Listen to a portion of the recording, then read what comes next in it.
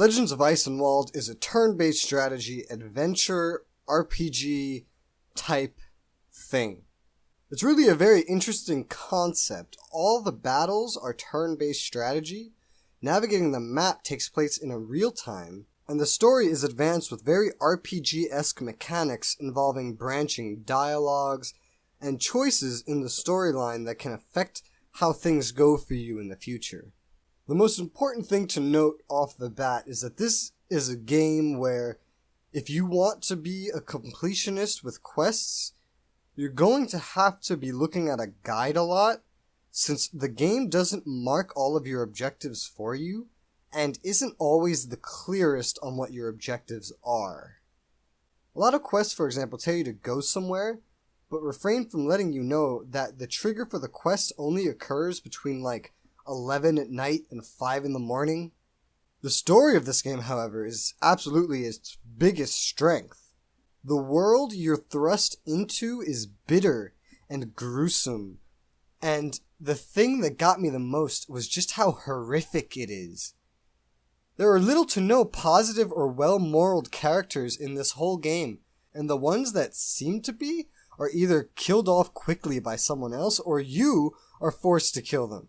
This game will constantly play with your emotions, assuming your heart isn't a frozen cinder block, as it forces you to choose between lesser evils, do horrible things to survive, and to continue on as even your closest allies turn against you, and your even slightly immoral actions come to bite you harder than you could ever have imagined.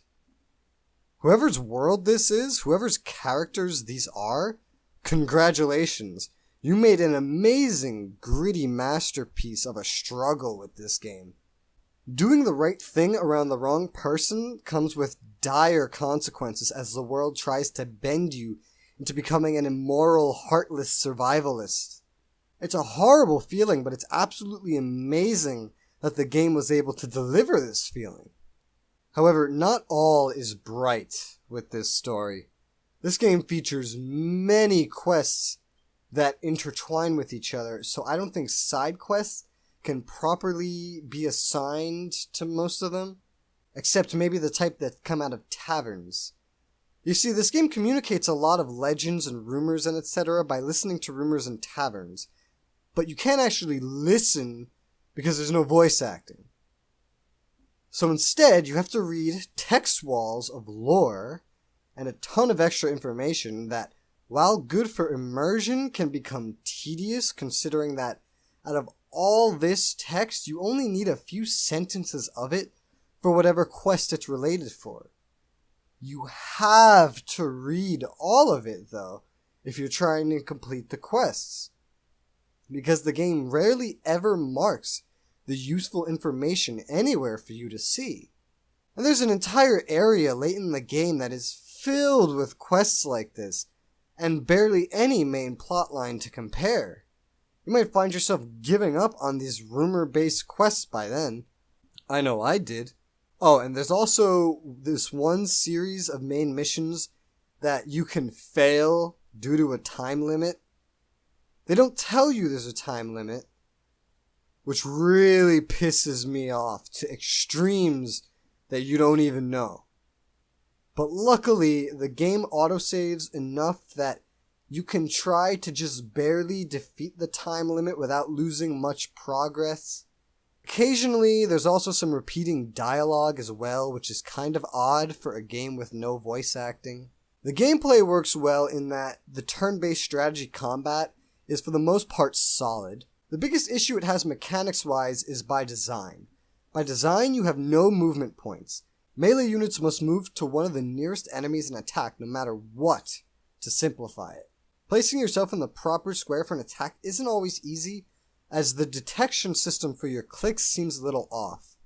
And this mechanic can come to haunt you when you're fighting undead, as ghosts can blaze right past your troops, and lock your melee units into combat with their spectral form, which they can't even harm unless you give them blessed weapons, which are usually rare or mostly ineffective. The gameplay suffers due to the way this mechanic works in combat involving ghosts, but is for the most part fine in every other way. In terms of other types of gameplay, there really isn't much.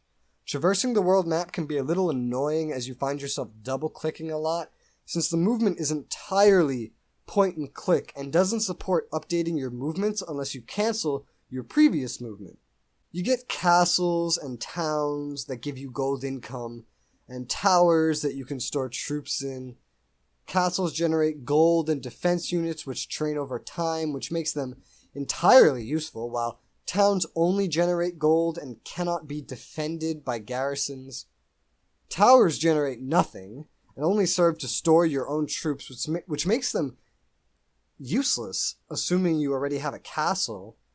The graphics are obviously nothing special, but what's so surprising to me is that neither is the performance.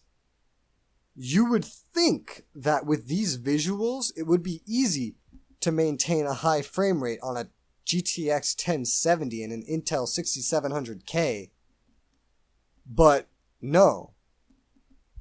This game has a glitch that doesn't really apply to everyone, but is basically unfixable if it applies to you, where the frame rate gets locked between 12 and 22 FPS.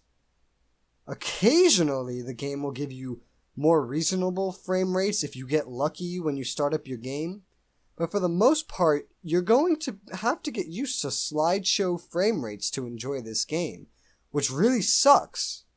There's a plethora of miscellaneous bugs here too, from units looking like they're riding horses around, but the horses are missing, so it's more like watching them float around like an idiot.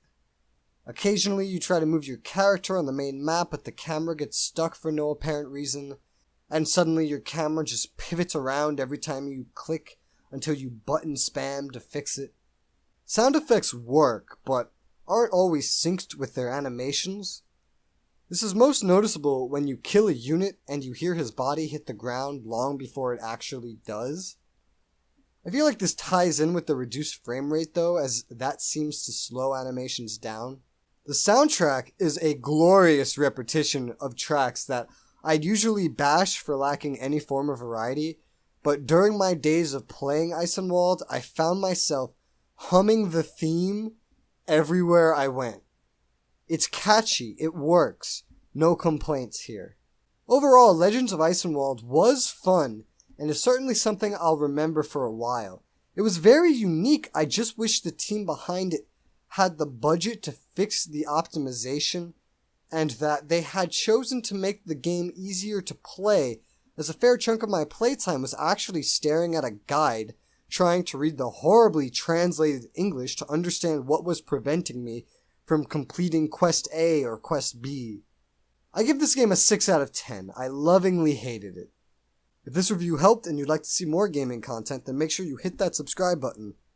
Thank you for watching, and I'll see you next time.